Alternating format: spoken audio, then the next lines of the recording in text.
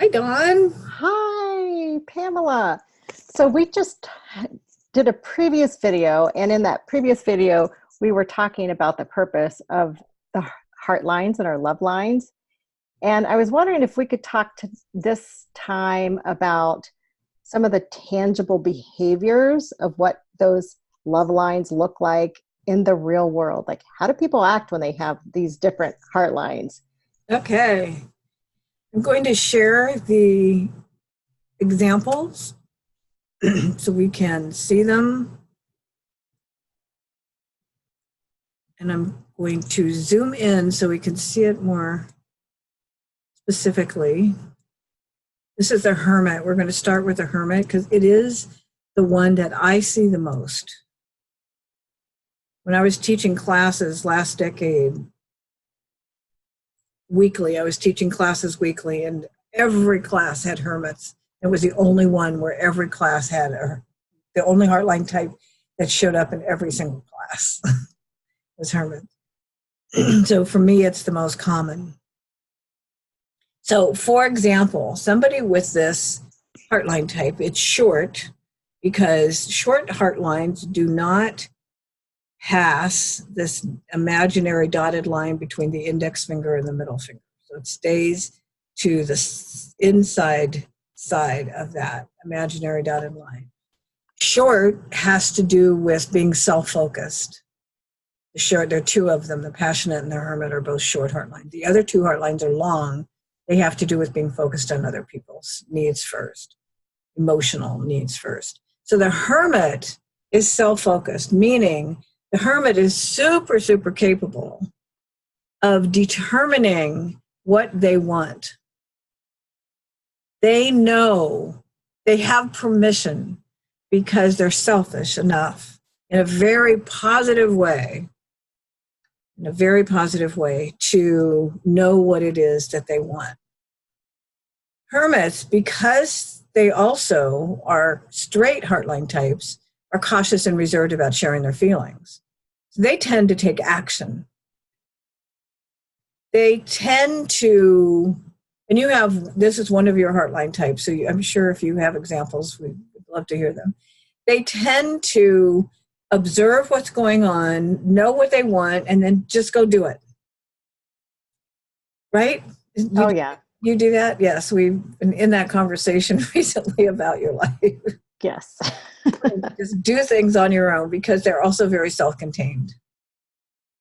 They want to do things their way, in their timing, in their style. And because they're driven by safety and security, they're also going to make sure that everything they're doing feels very safe and secure. And if somebody else is not driven by that and tries to help them do stuff, it screws it up and they're not happy campers. Then they have to do it over the right way. I totally relate to that. And go ahead. I was going to say, and it's also, I also know from experience that can be a little bit off-putting to somebody else, or even make them feel like I don't know, isolating myself, or just, it's like a wall that you put up, but it's not how I'm feeling it. It's just that giving myself permission to just, there's never a permission granted there. It just happens. So. Right. It is. It's both master path and student path behavior. The self-containment is both master and student path for that very reason. I want to do it my way and my timing, and you're not really part of this. And the master path part of this is that I am so reliable because I am going to get this done, and I'm going to do it my way. It's going to be safe and secure. And you can count on that. You can count on that happening. And they do get a lot done, right? Hermits are really good at getting a lot done when they're doing what they want to do. Their number one driving force behind safety and security is freedom. Oh, yeah. I so relate to that. Freedom of choice. Don't go grocery shopping with me unless you give me freedom to roam the aisles in my timing and my way. You can go roam the aisles yourself over there, but please don't cling. Oh my gosh, you're speaking my life.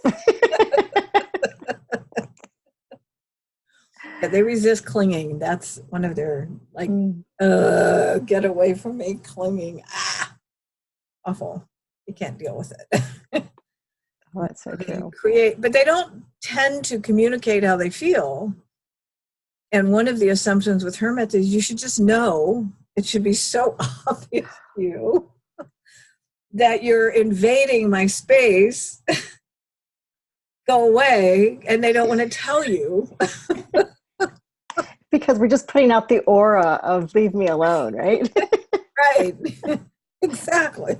You should totally be able to read the field. Right. And why can't you? And why are you ignoring this? And so if the other three art line types are not driven this way, it doesn't matter to them. They're not focused on the safety and security. They're not focused on their freedom as their primary driving. They don't need the sanctuary time and the self-contained energy. It's just not required for them. So it's an alien communication. It's an alien world for the other three heartline types. That's To fascinating. the hermit, it's like, well, I'm sorry, it's my world. It's so obvious. Why can't you just pay attention and do things? I'm modeling it for you. Why don't you just follow my modeling? But I'm not going to tell you. I Not think it took me a long time to not expect other people to read my mind. And I remember being young, just a young human before children, and really expecting everybody to be able to read my mind. And that is just not realistic. I mean, I could read other people's minds. I know you can.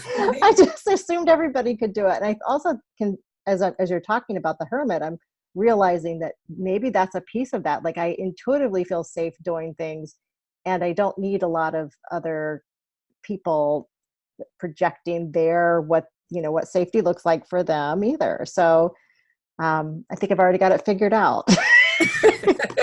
Don't need anyone else.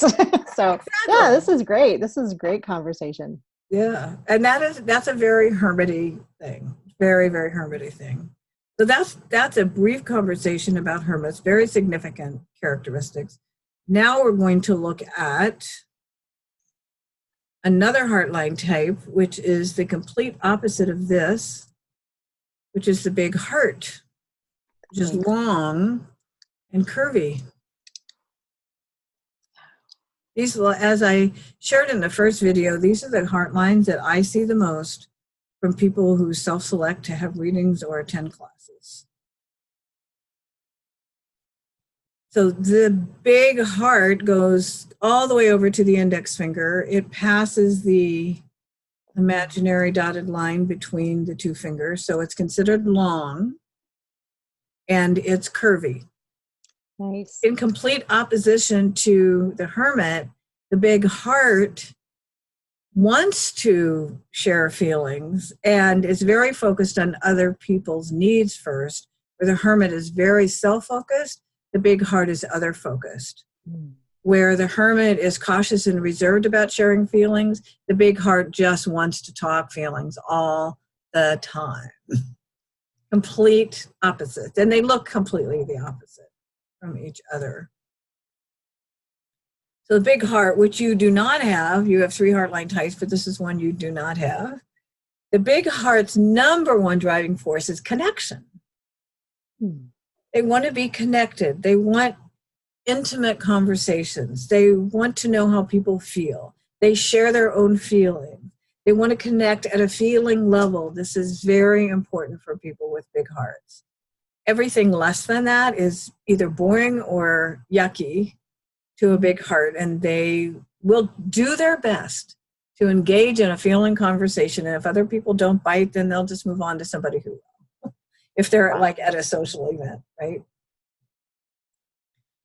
So big hearts, friends, and family members, the more conversation they can have about how they feel, the importance. And one of the things I caution about big hearts, because big hearts very often end up being married to hermits.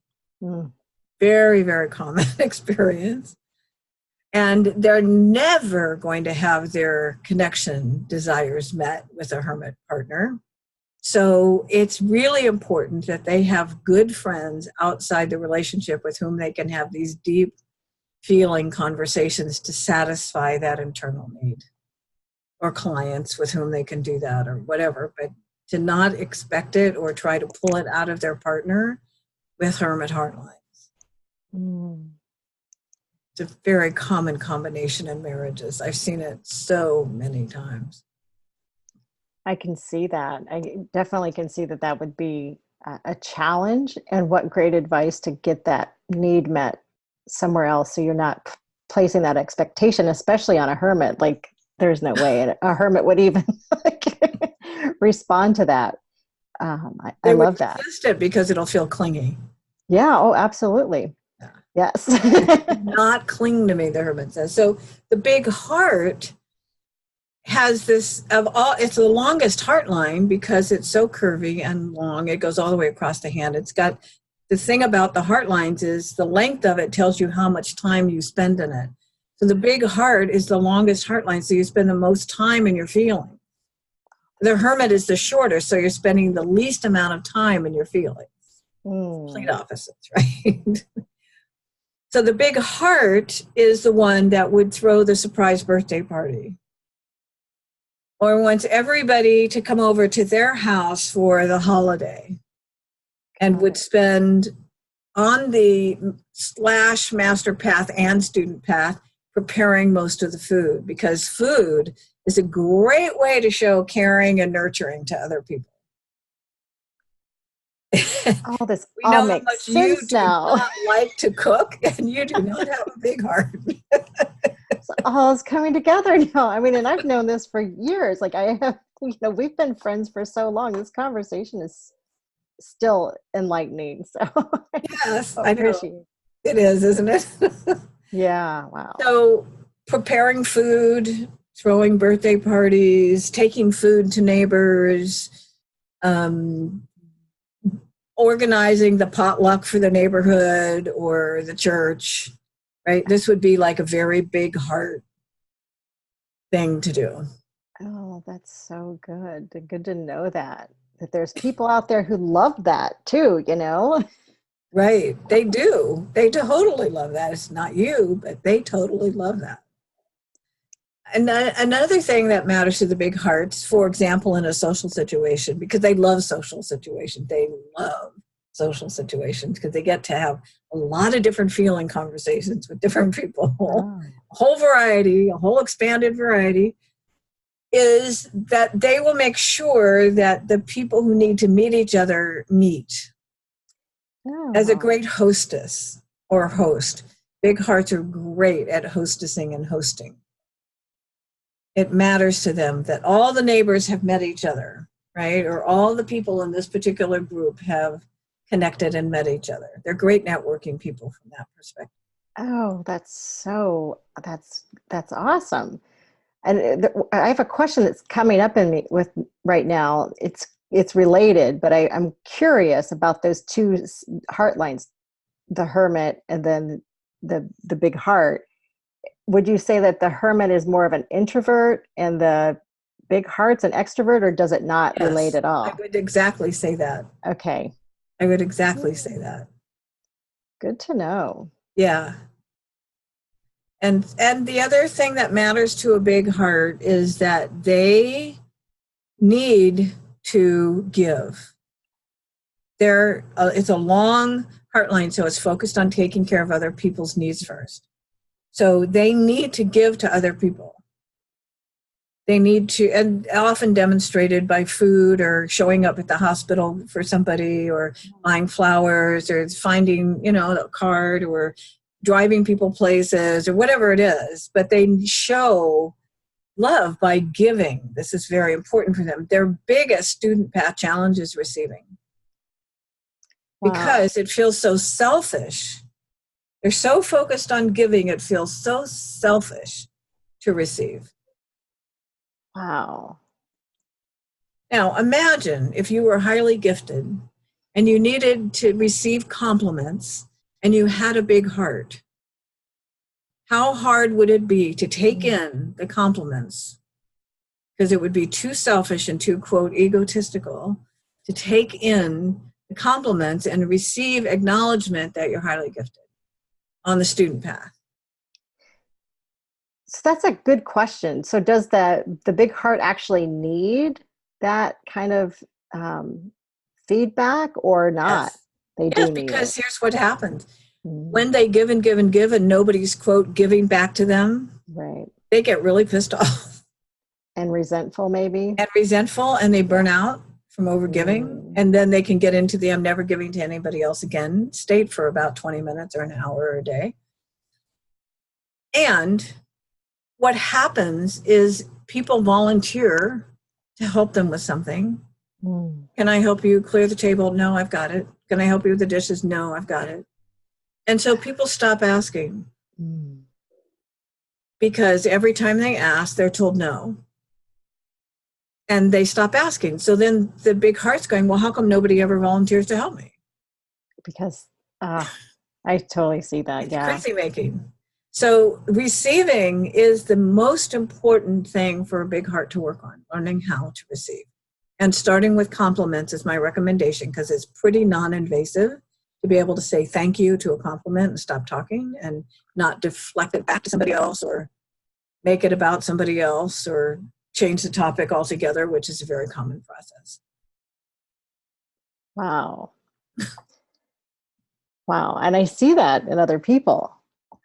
So that's amazing. And I can see how that is a gift, like to be able to give that much, like a big heart, and also like the challenges. So Right. yeah. And it's a gift to the people. This is how the big heart can actually deal with receiving. It's a Mm. gift to other people to let them give to you. This is if you Oh, have to convince yourself that it's not too selfish to receive, then look at it as a gift you're giving to them to let them give to you. because it does feel really good when you get to give to somebody who's a grateful receiver, open receiver, somebody who's like you, Pamela, who really appreciates that the compliments and the just the I good love them. energy. Yes. I know. And this is not my heartline type. I know. So I can. So we're having a conversation about theoretical somebody, but I have a feeling like I'm just trying to like who would this person be like in a family? Like what how would they how would who would they be? Or if it was a mom, what would this mom typically be doing in their daily life? Because I'm trying to get a practical. Everything would be about everybody else. Okay. The archetype for this is Donna Reed. And Donna Reed was on a TV, she had her own TV show in the late 50s and early 60s. Mm, She's a strong character. She's very strong, but her life centered around her children and her doctor husband, Alex, okay. and the neighbors, and the hospital community work that she did, and her friends who lived across the country who came to visit her. And the people who worked on the show said this is what she was like in real life. Wow. She was very nurturing. And if you can ever get on YouTube, I don't know if they're on YouTube. I used to be able to get episodes from the library. I think they're on Netflix, actually, season 1. If you have big hearts, Donna Reed is a really, really good archetype for the Donna Reed show, is a good archetype for this heartline.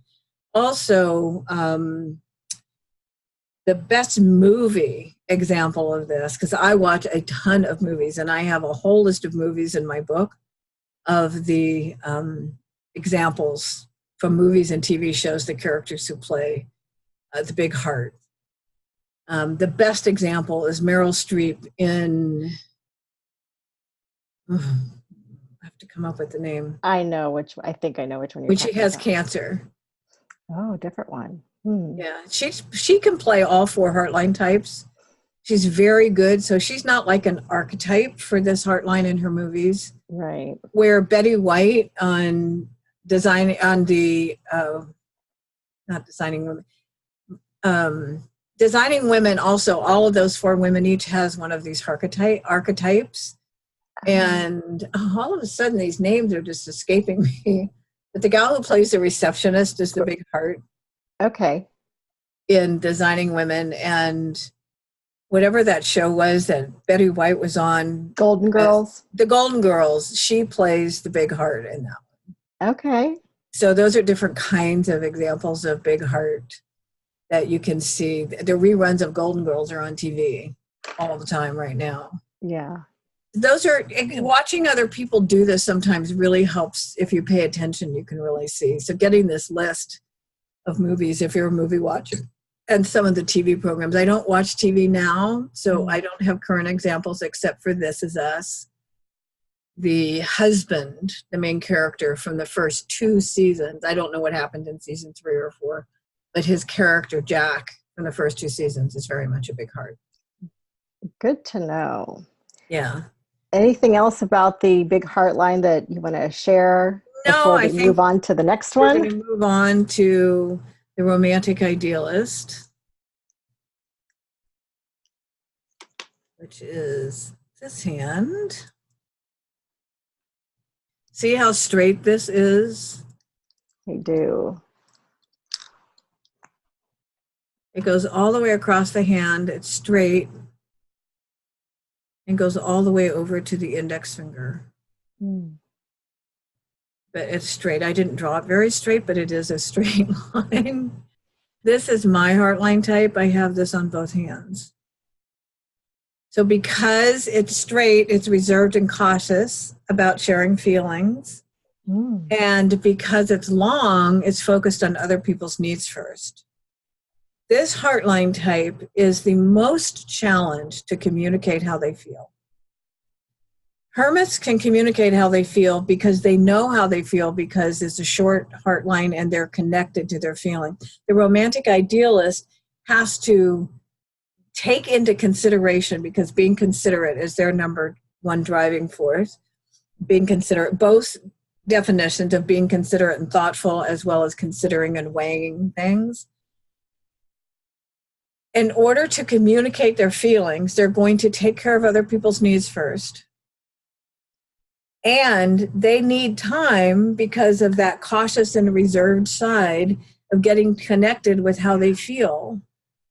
It just takes them a much longer time to communicate their feelings than the other 3 heartline types. It's not instant. It requires being thoughtful and being considerate about how is this going to impact the other person.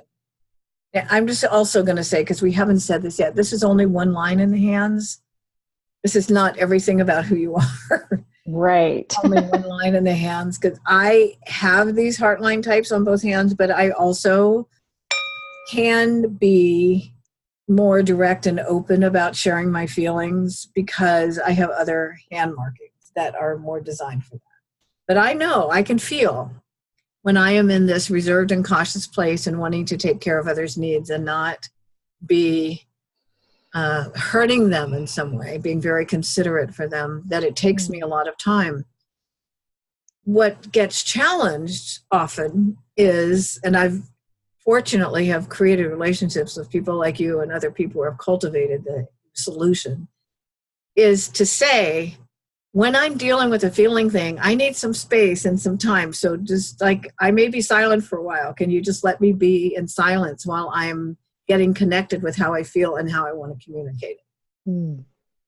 Other people who are impatient may cut me off or ask the question again, or especially if we're on the phone and they can't see that I'm actually pondering what's going on, right? And they may just get super impatient. So I've cultivated friendships very specifically with people that I can have my romantic idealist heartline have that space and time. It's been life-changing because I didn't get a lot of that going on. And we do that for each other. Yes, because this is also one of my heart lines. One of my love lines is this romantic idealist. And I even though I have like that hermit where I can process quickly and sometimes I know instantly how I feel and I just don't want to share. And then there's other times where I just have no clue what it is that's moving through me. I need time to process it. I really need, and oftentimes I can even need other people to help me hear myself talk so I can understand myself even more. So right, and we do that with each other really well, which is one of the reasons our relationship rocks so much, is that we know so much space for that. Like you call it rambling. Right? I know. I just need to ramble while I'm doing, and I'm like, okay, I just need to talk it out until I get clear about what's going on. Yeah. So, yes, and that's a very romantic idealist thing. So having people in your life who have that patience is so important for a romantic idealist. They need people who have the patience to just let them be in their process of feeling. I also find for me, if I'm in conflict with somebody, I prefer writing out how I feel and emailing them or texting them before I talk with them, because I want to know how I feel. And I want to have time to share all of it before I get cut off, which happens with some people. Right. If I haven't cultivated the relationship and they don't know this, they'll cut me off and I don't get to say everything I want. Then I'll just stop talking. If we're talking, I'll just stop talking because my focus is on their needs first. Also, what I'm hearing too is that this might be a good way of doing it, so you're not in that space of being concerned about what the other person's feeling and not trying to project onto them what to say next, but you're actually just taking care of your own feelings, your own emotions, and getting yourself to your truth, so then you can meet the other person, you know, from a place where they're not interrupting, or even where you're projecting what they might say or how they're going to react. So this is a great tool.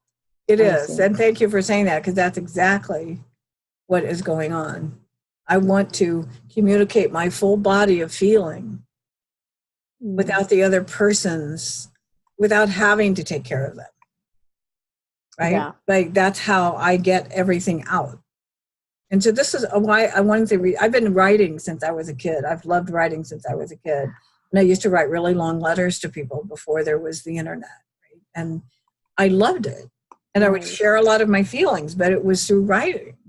And I recognized this when I have a friend who has all 4 heartline types and prominently as a passionate, and they tend, which we're going to talk about in a minute, to be kind of impatient with other people who aren't, quote, getting to the point fast enough. So when there would be conflict in this relationship, I would email or text everything I wanted to say before we got into any verbal conversation, so that I felt like I could be heard and seen before I was cut off or judged in some way. Like I want to share my viewpoint, my perspective before we have a conversation. Yeah. And I don't like conflict. I don't like conflict. I don't do well with conflict because as a romantic idealist, I'm going to shut down when there's conflict. That's really good to know too, that's a heartline response to conflict, that there's a shutting down when there's conflict. And for which one likes to fight a little bit? The passionate. Because I got a little bit of that in me too. Oh yes, you do. I like to bout. Right. So, right. Yeah. So the romantic idealist also loves the connection. Deep, meaningful conversations are very important to a romantic idealist, and it needs to go both ways. It needs to be both and. I want you to hear me, and I want to hear you. It's not meaningful if it's only a one-sided conversation. Got it. And there are times in our relationship where one of us is in some kind of emotional crisis, and that's the whole conversation is about the other person. But most of the time, we have a very good exchange. And that feels so satisfying to my heart. And you have the romantic idealist. So that satisfies your romantic idealist as well, which is why it works so perfectly. Yes. To have that space and have somebody that understands the whole process. And I know that I might be listening this time, but the next time I'm going to be heard. Right. You know, there's a dance, and that's awesome. Right. So yeah, depending on the quote emotional crisis that each of us. Yes. Whatever. I just need to talk about this. I'm feeling highly confused. I just need to talk it through. Do you have some time? Right. So, yeah. we've had that. And sometimes we'll just like, okay, we have we do 2-hour phone calls or longer because our romantic idealists need enough time to get through all of the things that we need to talk Oh, yeah. I could totally understand how there's sometimes, and with some people, I can't do that. Like I don't have the bandwidth. I don't have whatever it is. And I need to have a 5-minute conversation with them. about. And Right. it can only be a 5-minute conversation. And however, I have a couple of friends, a few friends who I trust with my heart, right? That I trust to have those deep conversations. And I trust that as I'm processing through it, they can hold the space of unconditional love. And because I'm holding them in that same energy, and then we can have a marathon conversation and get a ton worked through in one sit down. Right. Exactly. Yeah. Yeah. Nice. I know. So So that's the romantic idealist. okay. So now let's talk about the passionate heartline. Okay, so let's look at what that is. This one is short and curvy.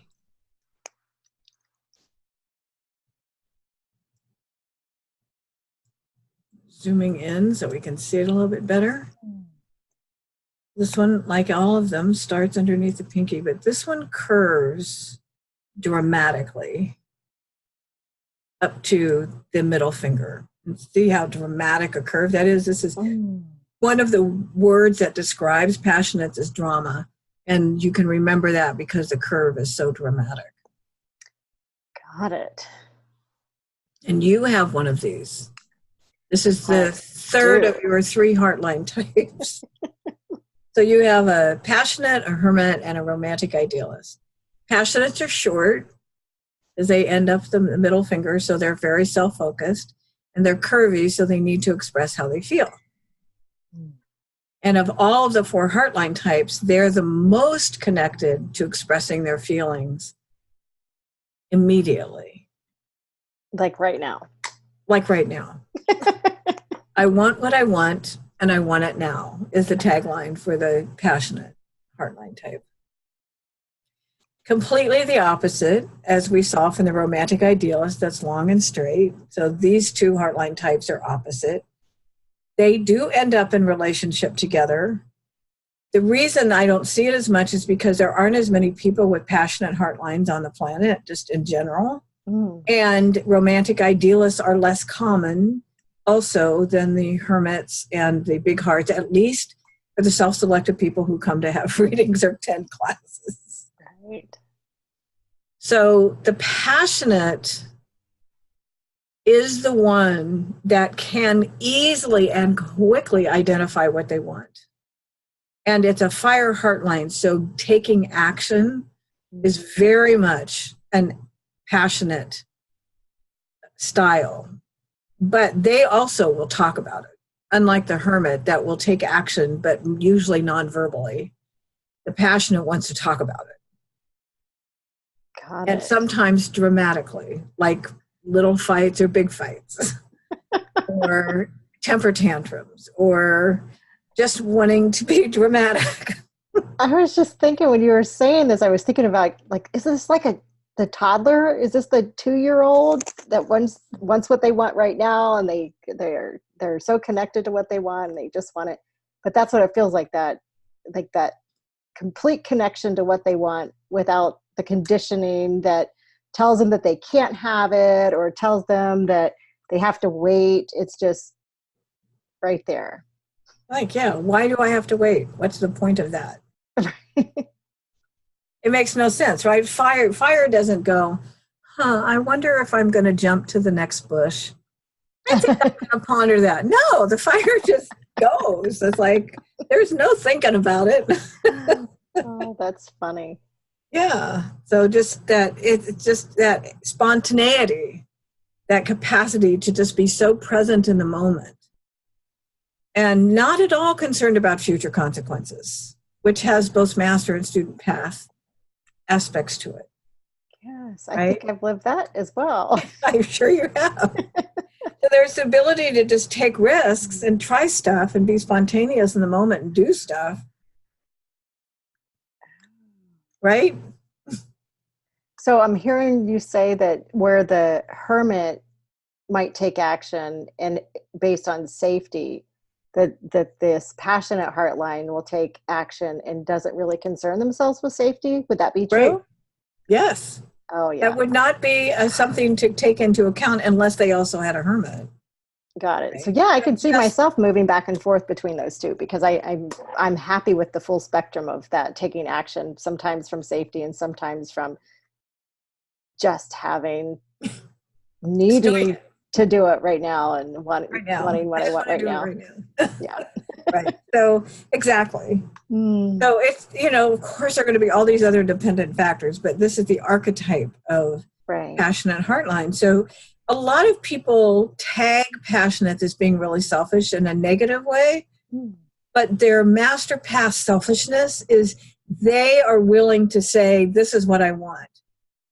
On the master path, they're willing to be very direct and asking directly for what they want so people can give them what they want without having to manipulate and figure it out and mess around and hope they get it right. No, with a passionate who's on the master path, they do manipulate in the student path, and I'll give that example in a minute. But on the master path, they can say, I want to go out to dinner. I want to go at 6 o'clock. I want to go to this specific restaurant because I'm really craving this kind of food. Do you want to go with me? That would be like a master path passionate. Yes. Or I want to go see this movie and I want to go alone, so I'll see you later. Or if you want to go with me, this is when we're leaving and we don't talk during the movie and I'm having popcorn, right? Like this is the passionate on the master path. On the student path, if there's some reason that the passionate is hesitating or doesn't think they deserve to have what they're asking for, then they manipulate. So here's how that could look. Honey, would you like to go out to dinner tonight? And your partner says, well, that's a good idea. And then your partner volunteers to go have Mexican food. But you are craving Italian food. But you didn't say that.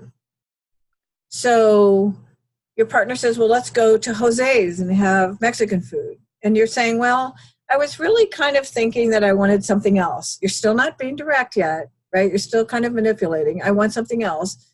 Now you're going to be in this negotiation of, well, as opposed to saying, I want Italian food and I want to go to this restaurant. So there's this extended conversation that happens because you're going to get what you want with a passionate heartline, but you're going to keep negotiating and manipulating until your partner figures it out or you have the courage to be direct and ask for what you want. And so when I heard that explanation, I was feeling a tiny bit of concern about how the other person would respond to that. Is that true for the passionate? Well, it's more for the passionate would be more like, I don't know if I deserve to have this. So I'm going to test the waters to see if I can. Oh, got it. So there's the hesitancy is about them not deserving what they're asking for. Right. Or that it might be too much of a request. Like often passionate are told they're too much. You're too demanding or you're asking for too much, right? So sometimes they try to curtail it. And so they get into this, that's one of the ways they get into the manipulative process because they've had so much judgment from other people about being so direct. Because the other three heartlines aren't direct about asking for what they want out loud. Got it. So, I mean, I can their own processes. Right. And then, so the master path of that passionate heartline would just be being really direct, meaning sharing what it is that you want, letting other people know what you're doing. Like there's informing the other person about like what's happening. And then if they want to come, they can come, or whatever. If they want to join this initiative that you're going to start, join the fire that you're going to start. There's that. Then on the student path, because I was feeling like my passion, if I really were wanting other, like to get what I wanted, like the hermit would just do it without, this is what I'm feeling, like that hermit would just do it without concern about the other people. Exactly. And wouldn't need anybody else to participate. but I could feel like my way of doing it on the student path would be um, just really making it hard to do the Mexican, like just making it almost impossible to do the Mexican. So it would be a full out manipulation, but like, um, you know, going in and somehow saying, oh, I heard that they had a, whatever, a code violation yesterday. Right. Whatever. Maybe lying, I don't know. But like full out making it really hard to get what they want, so it would be easier to get what I want. So I mean, Yes. I'm like feeling my way into like how I would do this on the student path. Thank goodness I have a better skill set on asking for what I want Right. and giving myself permission and knowing that I deserve to have what I desire. So, and everybody else does too. They do, but they don't. But if they don't have passion and heartlines, the articulation of it is not as easy. Yeah. And this is what passion's role model is: the ease of articulating and asking directly. Oh, this makes so much sense. Yeah. And so it It, does grant permission for other people to ask directly if yeah. you're role modeling that. So would you say, I'm just curious, would you say that a passionate heartline typically does get what they want a lot? Oh yes, Because they always get what they want. okay, because I feel like that's true. Like But the question is, are you going to get it by being direct or manipulating? That's where the question right. is. How hard do you have to work at it, or how easy can you make it? Right. And how easy can I make it for other people and not being a pain in the butt? I think Yes, that's I think right. that's a good, yeah, that's great. I Yeah, love so that. like with a Mexican restaurant, you can say, well, let's say you get on your phone then and go, oh, the Yelp only has 3.5 stars on it, Right. right? As opposed to saying, I don't want Mexican food. Right. I'm I'm not so interested in sorry I Mexican. even like let it open to even like questioning, because really what I want is Italian. Right. I'm really just loving the idea of going to Italian, and can we just do Italian tonight and do your Mexican another night? And I want to go to this specific restaurant. Right. Yeah. I already have Because not reservations. all Italian restaurants are the same, right? Right. And I already have reservations, so we're going anyway. Exactly. This is and that would be a manipulation, by the way, is to say, I've already made reservations Oh. going here, as opposed to saying, this is what I'd like to do. Oh, got it. So that would be a manipulation. Well, don't you think if you were told that you were going to a restaurant and you hadn't been asked, wouldn't you be a little pissed off about that? They already had reservations. No, I would be sharing that. Unless you had delegated that responsibility to somebody. Right. Yeah. I mean, if you had already said it's up to you where we're going to go, fine. But if you are the one with the craving and you're the one who's wanting to ask, and somebody said to you, well, we already have reservations at someplace else. Oh, I would be. Would Yeah, hate, I would be. yes, Yeah, you'd I be would be pissed. furious. Right. Yeah, that's my point. So this is awesome. I love going deep into these heart lines, these love lines. Is there anything else that you want to share about how the behaviors of any one of them, or? Well, we're going to do another video where we're going to be talking about the combinations together. Okay. And so, but right now, that really completes what we're talking about. These are the summary characteristics. This is not the full set. Each heartline, love line type has between 15 and 18 characteristics that I cover in my book, Your Love Design, which you can find on my website, PamelaLanders.com. And it looks like this. It looks like this. And the relationship success for singles is also on there. Right. This one is much shorter. It doesn't have as many characteristics in it, but the full characteristics is in the book, Your Love Design. And yes, your love lines can make a huge difference in your relationships. Knowing your style makes a huge difference. If you can see from these stories and examples how different they are from each other, what a gift to be able to know yours and act like yours, as opposed to acting like somebody else's heartline or love line, trying to be loved because you're trying to adopt somebody else's love line as opposed to what you are designed to express. Yeah, like trying to calm the fire of the passionate and trying to be a big heart when you're not. Like that just sounds so hard Doesn't and it? so inauthentic for But someone people who's do not a it. big heart, but to a big heart that feels like so natural. Exactly. Awesome. Well, thank you so much, Pamela. I enjoyed this and I will enjoy the next conversation, I'm sure. So thank Right. you Yeah. again. Thank you too.